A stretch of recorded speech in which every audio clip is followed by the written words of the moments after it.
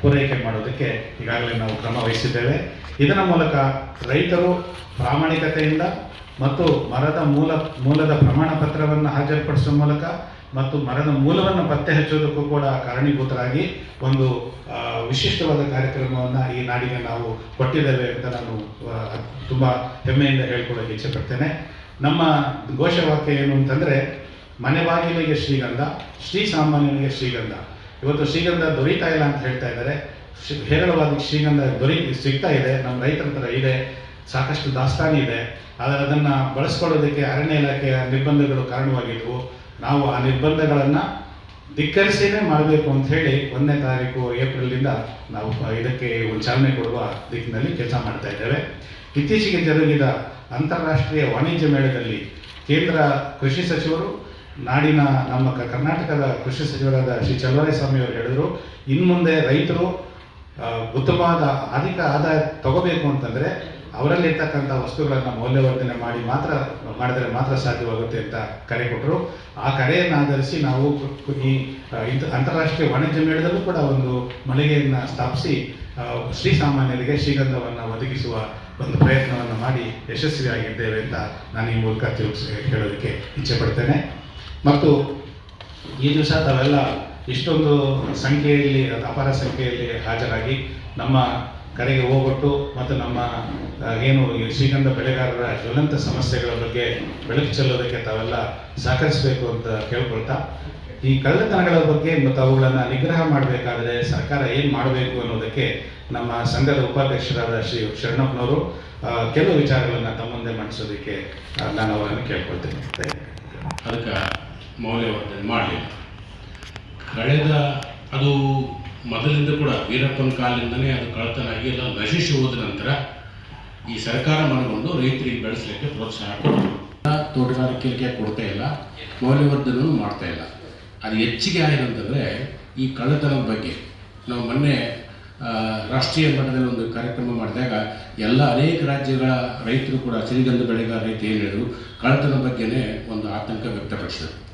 ನಮ್ಮಲ್ಲಿ ಏನಾಗಿದೆ ಅಂತಂದರೆ, ಅದು 20 ವರ್ಷದಿಂದ 100 ವರ್ಷದ ಬೆಳತಕ್ಕಂಥ ಮರ ಇದೆ.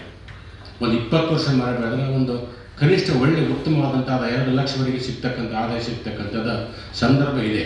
ಇವತ್ತು ಶ್ರೀಗಂಧದ ಎಣ್ಣೆ 1 kg 6 ಲಕ್ಷ ರೂಪಾಯಿ ಇದೆ. ಅದು ಸಿಗುತ್ತಾನೆ ಇಲ್ಲ ಎಲ್ಲೂ.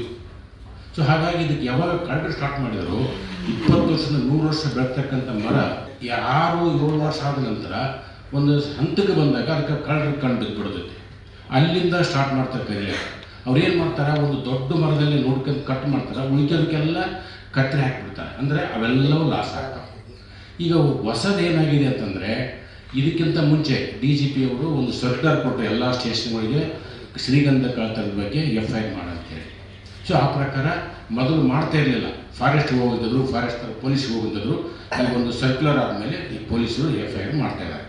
ಈಗ 2023 BNSS ಪ್ರಕಾರ, ಕಾಯ್ದೆ ಪ್ರಕಾರ ಈವನು ನೀವು ಫಿಸಿಕಲಾಗಿ ಪೊಲೀಸ್ ಸ್ಟೇಷನ್ಗೆ ಹೋಗದೇ ನೀವು ಇಮೇಲ್ ಮುಖಾಂತರ ಕೂಡ ನಾವು ಕಂಪ್ಲೇಂಟ್ ಲಾಜ್ ಮಾಡ್ಬೋದು. ಯಾರಾದರೂ ಲಾಜ್ ಮಾಡ್ಬೇಡಿ, ಶ್ರೀಗಂಧ ಅಂತಲ್ಲ, ಇಮೇಲಲ್ಲಿ ಕಳಿಸಿದ್ರು ಕೂಡ ಅದನ್ನು ಕೇಸು ಮಾಡ್ತೇವೆ.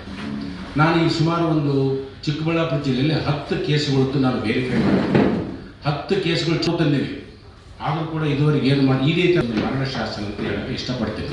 ಒಂದು ಅಂಕಿ ಅಂಶದ ಪ್ರಕಾರ ಕಳೆದ 5 ವರ್ಷಗಳಲ್ಲಿ 0.5% ಕೂಡ ಕನ್ವಿಕ್ಷನ್ ಇಲ್ಲ. ಇದು ವೈಫಲ್ಯತೆ ಕಾಣುತ್ತೆ ಪೊಲೀಸ್ ಇಲಾಖೆ. ಹಾಗಾಗಿ ದಕ್ಷತೆಯಿಂದ ಮತ್ತು ಸಂಪೂರ್ಣ ಸಾಕ್ಷ್ಯಗಳನ್ನು ತೆಗೆದುಕೊಂಡು ಚಾರ್ಜ್ ಶೀಟ್ ಹಾಕಿದರೆ ಮಾತ್ರ ಮುಂದಿನ ದಿನಗಳಲ್ಲಿ ಕಳ್ಳತನ ನಿಯಂತ್ರಣ ಮಾಡೋಕ್ಕೆ ಸಾಧ್ಯ ಆಗುತ್ತೆ ಅಂಥೇಳಿ ಸರಿಯಾದ ತನಿಖೆ ಮಾಡಲಿಕ್ಕೆ ಪೊಲೀಸ್ ಇಲಾಖೆ ಪ್ರಯತ್ನಿಸಬೇಕಂತೇಳಿ ಈ ಮೂಲಕ ನಾನು ಅವನ್ನ ಕೇಳ್ಕೊಳ್ತಾ ಇದ್ದೀನಿ. ಅದಕ್ಕೇನು ಯಾರ್ಡ್ ಸ್ಟಿಕ್ ಏನಿದೆ? ಈಗ ಮಾವಿನ ಮರಕ್ಕೆ ನಿರ್ಧಾರ ಮಾಡೋದಕ್ಕೂ ಯಾರ್ಡ್ ಸ್ಟಿಕ್ ಇದೆ ತೋಟಗಾರಿಕೆ ಇಲಾಖೆಯಲ್ಲಿ. ಅದು ಹಣ್ಣಿನ ಮೇಲೆ, ಹಣ್ಣಿನ ಪ್ರಮಾಣದ ಮೇಲೆ, ಗುಣದ ಮೇಲೆ ಮತ್ತು ಅದರ ಪ್ರಾಸ್ಪೆಕ್ಟಿವ್ ಈಲ್ಡ್ ಮೇಲೆ ಮಾಡ್ತಾರೆ. ತೋಟಗಾರಿಕೆ ಇಲಾಖೆಯಲ್ಲಿರ್ತಕ್ಕಂಥ ಮಾನದಂಡಗಳನ್ನೇ ಅನುಸರಿಸಿ ಮಾಡಿದರೆ ಶ್ರೀಗಂಧಕ್ಕೂ ಮಾಡ್ಬೋದು.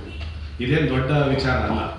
ಆದರೆ ಈ ಒಂದು ಸಣ್ಣ ಕಾರಣನ ಮುಂದೆ ಇಟ್ಕೊಂಡು ರೈತರಿಗೆ ಅನ್ಯಾಯವಾಗುವ ರೀತಿಯಲ್ಲಿ ದರಗಳನ್ನು ನಿಗದಿ ಮಾಡಿರೋದನ್ನು ನಾವು ಖಂಡಿಸ್ತೇವೆ. ಉದಾಹರಣೆಗೆ ಇವರು ಯಾವ ಆಧಾರದ ಮೇಲೆ 81,900 ರೂಪಾಯಿ 50 ರೂಪಾಯಿ ಕೊಡ್ತಾರೆ ಅಂದರೆ, ಇಲ್ಲ, 6 ವರ್ಷದ ಮರಕ್ಕೆ ಕೊಟ್ಟಿರೋದು. 6 ವರ್ಷದ ಮರಕ್ಕೆ 81,000 ರೂಪಾಯಿ ಕೊಡ್ತಾರೆ. ನಾವು ಅದನ್ನೇ ಕೇಳ್ತಾ ಇದ್ದೀವಿ. ಒಂದು ಸಾರಿ ನೀವು ಒಂದು ದರ ಕೊಟ್ಟ ಮೇಲೆ ಎಲ್ಲರಿಗೂ ಅದೇ ದರವನ್ನು ಅನ್ವಯಿಸಬೇಕು. ಎಲ್ಲ ನೀವು ವೈಜ್ಞಾನಿಕವಾಗಿ ತೋಟಗಾರಿಕೆ ಇಲಾಖೆ ಮುಖಾಂತರ ಮಾಡಬೇಕು.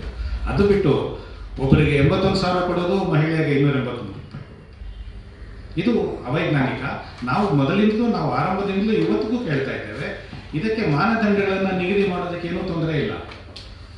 ನೀವು ಆಯಿಲ್ ಕಂಟೈನ್ ಮಾಡಿದ್ರೆ ಆವ್ರೇಜ್ ಮಾಡ್ಬೋದು, ಡಿಸ್ಕೌಂಟ್ ಫ್ಯಾಕ್ಟರ್ ಹಾಕ್ಬೋದು, NPV ನೆಟ್ ಪ್ರೆಸೆಂಟ್ ವ್ಯಾಲ್ಯೂ ತೊಗೊಳ್ಬೋದು. ಇವೆಲ್ಲವನ್ನು ತಗೊಂಡು ಆ ತೋಟಗಾರಿಕೆ ಇಲಾಖೆ ಮಾಡ್ಬೋದಾದರೆ ಅರಣ್ಯ ಇಲಾಖೆಗೆ ಇದೇನೂ ಕಷ್ಟ ಇಲ್ಲ. ಇವರು ಯಾವುದೋ ಒಂದು ಕಾರಣಕ್ಕೆ ಇದನ್ನು ಸರಿಯಾದ ಮೌಲ್ಯವನ್ನು ನಿರ್ಧರಣೆ ಮಾಡಿದೆ. ಎಲ್ಲ ರೈತರು ಕಣ್ಣೀರಿನಲ್ಲಿ ಕೈ ತೊಳೆಯುವಂತರಾಗಿದ್ದಾರೆ. ಮತ್ತು ಇದು ಹೆಚ್ಚಾಗಿ ಶ್ರೀಗಂಧ ಬೆಳೆಯುವ ರೈತ